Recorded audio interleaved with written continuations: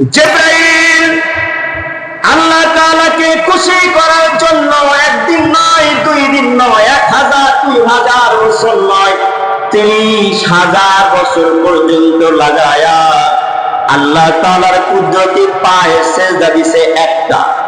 এক সেজদা দিয়া আল্লাহ তাআলার সামনে দাঁড়ায়া এবার জিবরাইল ডাক দিয়া বলে, তুমি বলেছো তোমার কুদরতি পায়ে সেজদা দিলে নাকি তুমি খুশি হয়ে যাও। তোমাকে খুশি করার জন্য আমি জিবরাইল 30,000 বছর পর্যন্ত সেজদা দিলাম। ও মালিক, বলো না তুমি আমি জিবরাইলের উপর খুশি হইছো নি? ইবাদতের মধ্যে গুরুত্বপূর্ণ একটি ইবাদত হলো হজ। নামাজ, রোজা, হজ, যাকাত। নামাজ যে কোনো মানুষ আদায় করে, গরিব, ধনী, মিসকিন, ভিক্ষুক, সাধারণ ঈমানওয়ালা, বুজুর্গ, আলেম, ওলামা, সবাই নামাজ সবাই আদায় করে, সুযোগ আছে। রোজা সবাই আদায় করার সুযোগ আছে, করে। যাকাত যাদের তৌফিক হয় দিতে পারে। যাকাতের ক্ষেত্রেও তেমন সমস্যা হয় না, কিন্তু এই হজের বেলায়, এই হজ করার বেলায় মানুষ সব থেকে বেশি গাফিলতি করে। হজ ইবাদত পালন করার ক্ষেত্রে সব থেকে বেশি গাফিলতি করেই আমরা। ইবাদতের কিছু মাধ্যম আছে। নামাজ পড়তে গেলে দৌহিক দেহের দ্বারা পরিবর্তন। নামাজ অঙ্গ প্রত্যঙ্গ দ্বারা নামাজ পড়ে। হাতের প্রয়োজন হয়, পায়ের প্রয়োজন হয়, বিভিন্ন অঙ্গ প্রত্যঙ্গের প্রয়োজন হয় কিনা? রোজা রাখতে গেলেও দেহের প্রয়োজন হয়, না খাইয়া থাকা লাগে। যাকাত দিতে গেলে না খাইয়া থাকা লাগে না, দেহের প্রয়োজন হয় না, টাকার প্রয়োজন হয়। কিসের প্রয়োজন হয়? টাকা। যাকাতের বেলায় দেহের কোনো প্রয়োজন নাই। যাকাতের ইবাদত কিসের প্রয়োজন? টাকা। কিন্তু হজ, এটা দেহেরও প্রয়োজন, টাকারও প্রয়োজন। হজ কিসের প্রয়োজন? দেহেরও প্রয়োজন, টাকারও প্রয়োজন। একজনের টাকা আছে কিন্তু শরীরে শক্তি নাই, হজ করতে যাওয়া যাবে? আবার একজনের শরীরে পরিপূর্ণ শক্তি আছে কিন্তু টাকা নাই, হজ করা যাবে? হজ কি জিনিস? হজের আবিধানিক অর্থ হলো ইচ্ছা। আবিধানিক অর্থ কি বলেন? হজের আবিধানিক অর্থ ইচ্ছা। হজের পারিভাষিক অর্থ নির্দিষ্ট সময় বা মাসে, নির্দিষ্ট সময় বা মাসে, নির্দিষ্ট জায়গায়, সুন্নত তরিকায় কিছু কাজ করার নাম হলো হজ। পারিভাষিক অর্থ কি বললাম? নির্দিষ্ট সময় বা মাসে, নির্দিষ্ট জায়গায়, সুন্নত তরিকায় কিছু কাজ বা আমল করার নাম হলো কি? হজ। এটা হলো পারিভাষিক অর্থ। আবিধানিক অর্থ বললাম ইচ্ছা। হজ মানে কি?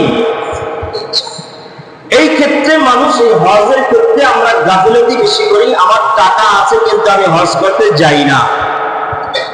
আল্লাহ রাসূল বলেন, হজের সমর্থ হয়ে গেছে তাড়াতাড়ি হজ করো। যার সমর্থ হয়ে গেছে, হজ করার তৌফিক আল্লাহ দিয়েছে, তোমার যত দ্রুত সম্ভব হজ করো। কেন? হতে পারে হজ করার তৌফিক আছে কিন্তু তোমার শরীরে শক্তি আছে এখন, কিন্তু পরবর্তীতে অসুস্থ হয়ে যেতে পারে। তাহলে ওই ব্যক্তিটা হজ করার তৌফিক হবে না, শরীরের সুস্থতা না থাকার কারণে। এই জন্য নবী বলছেন যে হজ করার তৌফিক হওয়া মাত্রই তুমি ইচ্ছা করে গেল হজ করবা, আগামী বছর করবো, পরের বছর করবো না। এমনও তো হতে পারে আগামী বছর তোমার কাছে যে হজের টাকাগুলা ছিল এগুলা শেষ হয়ে যাবে। এই জন্য হজ তৌফিক হওয়ার সাথে সাথে করা, দেরি না করা, বিলম্ব না করা। অসুস্থ হয়ে যেতে পারে, এমন আছে এমন একটা প্রয়োজন চলে আসছে, হজের টাকা জমানো টাকা অন্য খাতে ব্যয় করা লাগতে পারে। যেমন করোনার সময় যারা হজ করার নিয়ত করেছিল অনেকে পারে নাই, কেন?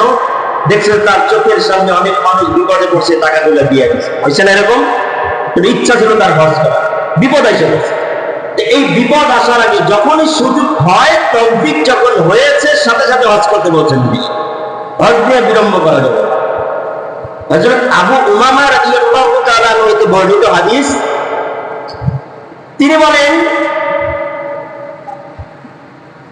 যদি কোনো ব্যক্তি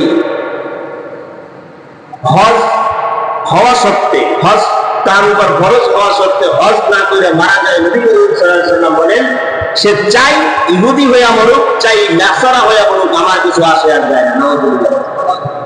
কত বড় কথা বলছেন। নবী বলেন, যদি কোনো ব্যক্তি হজ তার উপর ফরজ কিন্তু সে হজ করল না, সে চাই ইহুদি হইয়া মরুক, চাই নাসারা হইয়া মরুক, নবী বলে এই বিষয়ে আমি কিছু জানি। সুতরাং হজ কতটুকু হইলে ফরজ হয়ে যায়? কেন ফরজ হয়ে যায়? হজ বর্তমান বাংলাদেশ থেকে কত টাকা খরচ হবে জানি না, 7-8 লাখ টাকা খরচ হয়ে যায়, 6-7 লাখ টাকা খরচ হয়। হজের সময় হওয়ার সময় এই পরিমাণ টাকা যদি নিসাব পরিমাণ টাকা কোনো ব্যক্তির কাছে থাকে এবং হজ চলাকালীন সময় তার পরিবারের খরচ বহন করার মতো খরচ যদি টাকা তার কাছে থাকে, তার উপর হজ করে। এখন বলেন, এলাকার এমন কোন মানুষ চাই যে সে চায় 2 তলা বাড়ি করার জন্য, চায় না? যে 2 তলা বাড়ি করতে চায় বা করে, একটা দুলদুল করে, তার কাছে কি 7 লাখ টাকা থাকে না? বর্তমান জমানায় টাকা থাকে না? প্রায় মানুষের উপর হজ ফরজ হয়ে গেছে এলাকায়, কিন্তু হজ করে না। এটাই আমাদের এই ইবাদতটাই সব থেকে বেশি গাফিলতি, ঠিক না? ঠিক বলে এই ইবাদতটা বেশি গাফিলতি। চিন্তা করে এত টাকা খরচ করে হজ করতে যাব, কি হবে হজ করে? আরে নবীজি বলছে, তুমি যদি হজ না করো, তুমি তো ইহুদি হইয়া মরতে পারো, নাসারা হইয়া মরতে পারো। নবী এই ব্যাপারে কোনো সুপারিশ করবে না, কিছু জানি না।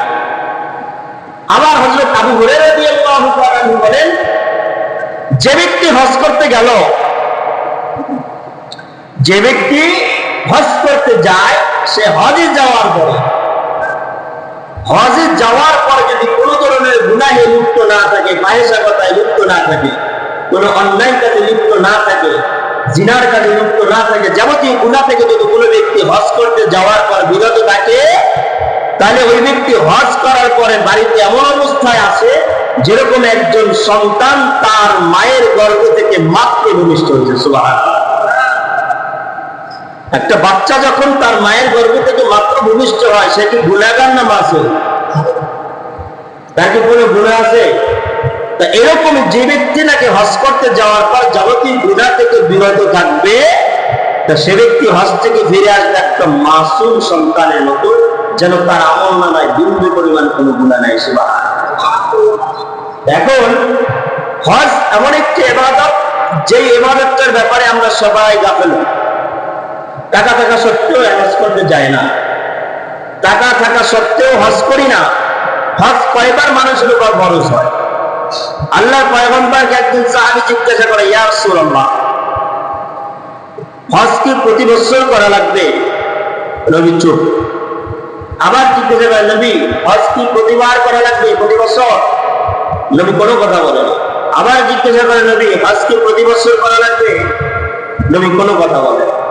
এরপরে নবীজি বলতেছে, সাহাবী শোনো, তুমি আমাকে 3বার জিজ্ঞাসা করছো, 3বারের ভিতরে যদি আমি নবী একবার বলতাম হ্যাঁ, তাহলে প্রত্যেকবার হজ করা লাগতো, যেটা তোমাদের দ্বারা সম্ভব হতো।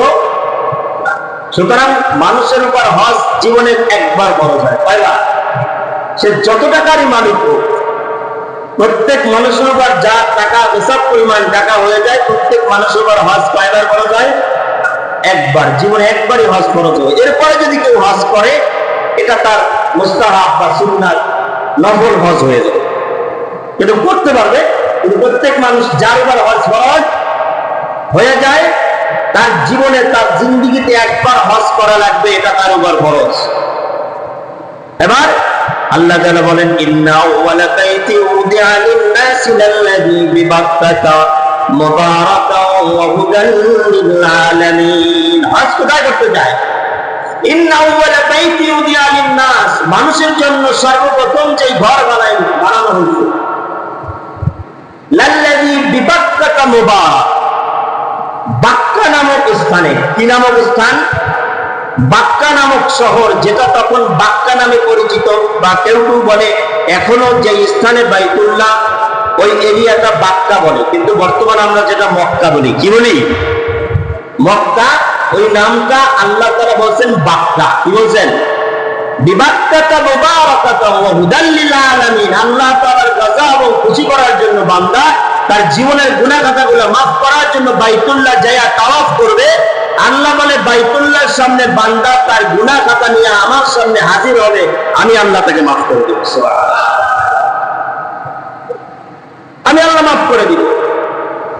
যখন আল্লাহ তাআলা দুনিয়ার জমিনে মানুষ পাঠান, আল্লাহ তাআলা যখন বলেন ওয়াইজ ক্বালা রাব্বুকা লিল মালাইকাতি ইন্নী জাইলুন ফিল আরদি খলিফা, ফেরেশতাদেরকে যখন বলছিল যে আমি দুনিয়ার জমিনে খলিফা তৈরি করব, ফেরেশতারা বলছিল দরকার নাই, এরা দুনিয়াতে ইবাদত করবে না।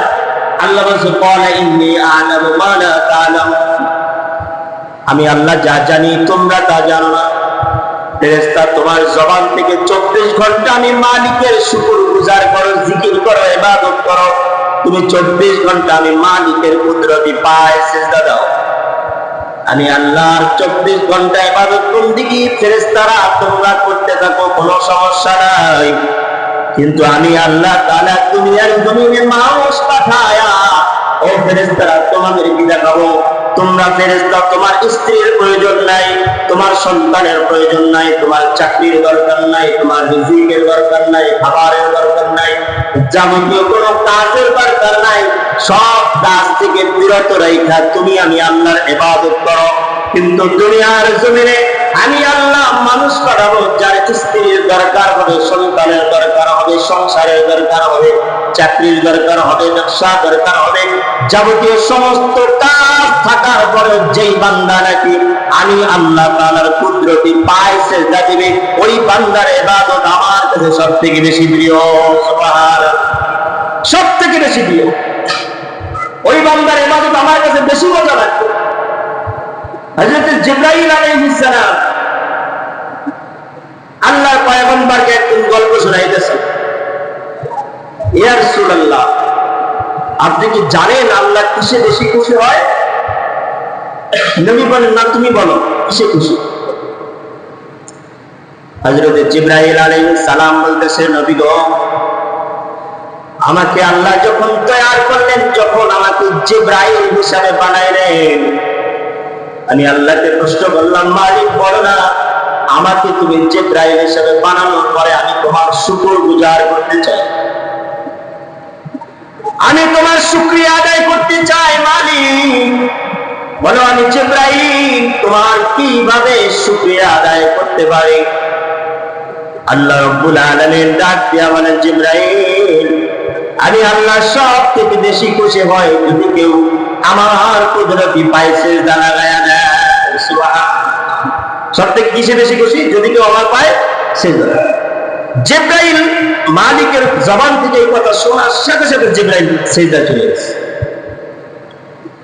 একদিন নয়, 2 দিন নয়, 1000 বছর, 2000 বছর নয়, জিবরাইল 30,000 বছর পর্যন্ত মালিকের কুদরতি পায়ে সিজদা দিয়েছে। সুবহানাল্লাহ।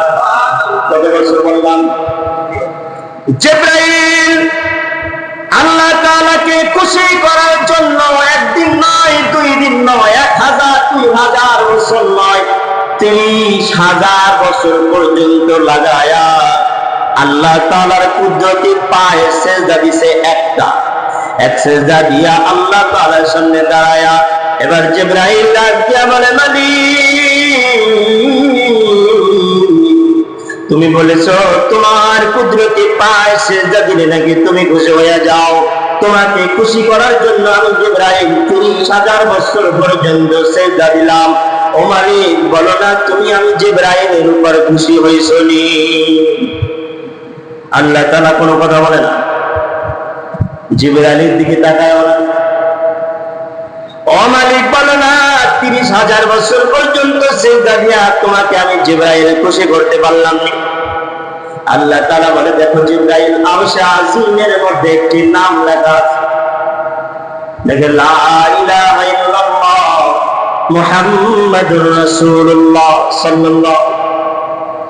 জিবরাইল, এই দেখো একটা নাম, লা ইলাহা ইল্লাল্লাহ মুহাম্মাদুর রাসূলুল্লাহ, এটা একটা নাম জানোনি? জিবরাইল, যাকে তৈয়ার না করলে তুমি জিবরাইলকে আমি আল্লাহ বানাইতাম না। ও জিবরাইল, এমন একজন মানুষের নাম যাকে না বানাইলে আসমান জমিন আরশ কুরসি লৌহ কলম জান্নাত জাহান্নাম যত ফেরেশতা দেখো, যত সৃষ্টি জীব আছে, যার খাতিরে আমি আল্লাহ বানাইছি, সেই মহামানবের নামটা দেখোনি? বলে হ্যাঁ। ও জিবরাইল, শেষ জামানায় এই মহামানব আমার হাবিব আমার বন্ধুকে দুনিয়ার জমিনে পাঠায়া দিব, যার নাম থাকবে মুহাম্মাদুর রাসূলুল্লাহ সাল্লাল্লাহু আলাইহি ওয়াসাল্লাম। ও জিবরাইল, আমি আল্লাহ তাআলা তাকে 5 ওয়াক্ত নামাজ ফরজ করে দেব তার উম্মতদেরকে। আমি আল্লাহ তাআলা তার জামানায় 5 ওয়াক্ত নামাজকে ফরজ করে দিব। ও জিবরাইল, তিনি যখন দুনিয়া থেকে চলে যাবেন, তার উম্মতি মুহাম্মাদি নামাজ আদায় করবে। ও জিবরাইল, তুমি কি জানো সেই উম্মতি মুহাম্মাদি প্রত্যেক রাকাতে 2টা করে সিজদা দিবে? কয়টা সিজদা? জিবরাইল 2টা করে সিজদা দিবে। উম্মতি মুহাম্মাদি আমার শ্রেষ্ঠ পেয়ারা বান্দারা 2টা করে সিজদা দিবে। প্রত্যেক সিজদায় যায় বলবে সুবহানা রাব্বিয়াল আলা, সুবহানা রাব্বিয়াল আলা।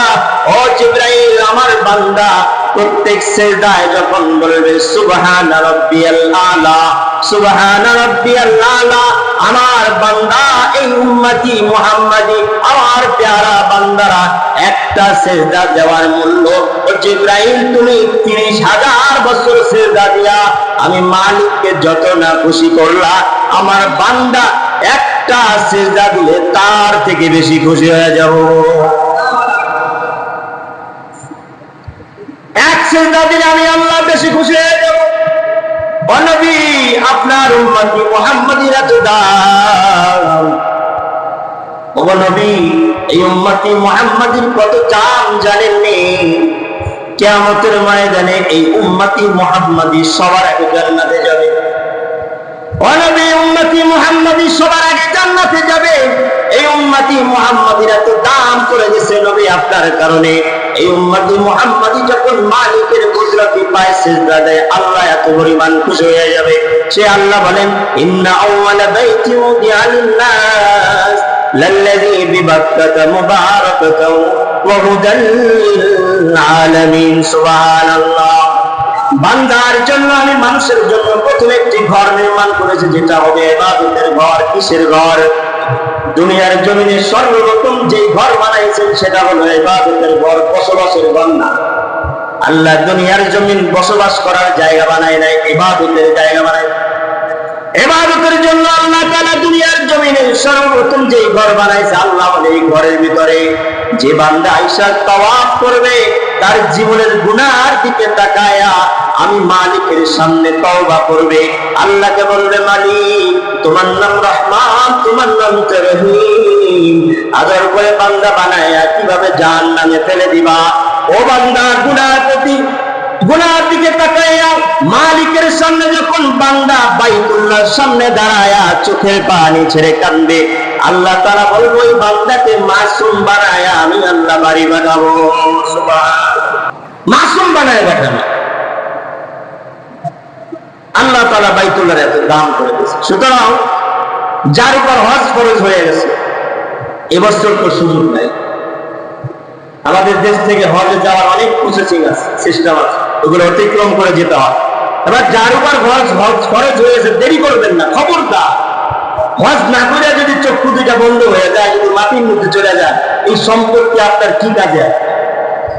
এই যে 2তলা 5তলা বাড়ি করলেন, এই যে এত জায়গা সম্পত্তি, বিঘা বিঘা জায়গা রাখলেন, এত কোটি কোটি টাকা ব্যাংকে রেখে গেলেন সরকারের জন্য, কিন্তু নিজে হজ করে গেলেন না, নিজের উপর হজ ফরজ।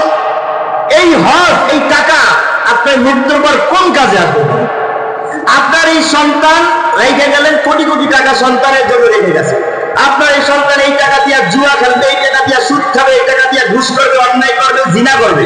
সন্তান এই টাকা দিয়ে বিভিন্ন কাজে লিপ্ত করবে, গুনার ভাগীদার আপনি হবেন।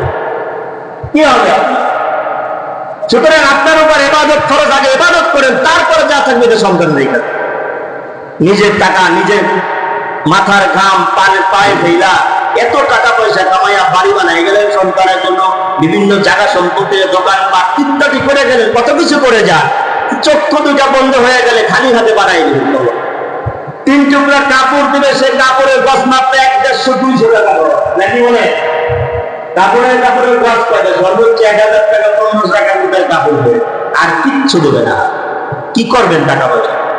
এই টাকার কোনো গ্যারান্টি আছে হায়াতে জিন্দিগির ভিতরে? কোনো গ্যারান্টি। সুতরাং সব থেকে বেশি গাফিলতি আমরা যে ইবাদত করি সেটা হলো হজ। এবার যার উপর আপনার আমার বাবা হজ ফরজ হয়ে গেছে, আগামী বছর নিয়ত করবেন, আল্লাহ তুমি আমাদেরকে হজ করার তৌফিক দান করো, বলেন আমিন।